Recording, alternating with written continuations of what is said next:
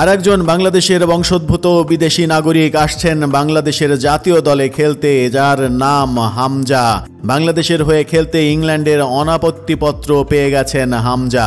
বাংলাদেশের জার্সি গায়ে জড়ানোর পথে আর এক ধাপ তাই এগিয়ে গেলেন তিনি। তার জন্য ইংলিশ FAR এর কাছে অনাপত্তিপত্র চাওয়া হয়েছিল বাংলাদেশ ফুটবল ফেডারেশন বাফুফের পক্ষ থেকে।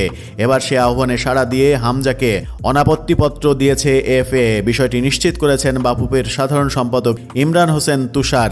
এর আগে বাংলাদেশের পাসপোর্ট পেয়েছেন হামজা। এবার ইংল্যান্ডের কাছ থেকে অনাপত্তিপত্র পেয়ে বাংলাদেশের খেলার পথ সুগম হয়ে গেল তার।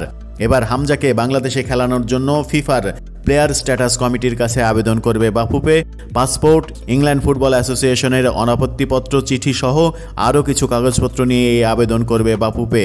সবকিছু ঠিকঠাক থাকলে খুব শীঘ্রই হামজা খেলবেন বাংলাদেশের জার্সি পরে, যে স্বপ্ন তিনি দেখছেন অনেক দিন থেকে। বাংলাদেশের ফুটবলেও নতুন এক সেন্সেশনের আমদানি হবে, সেটিও ভাবছে বাংলাদেশের ফুটবল কর্তৃপক্ষ।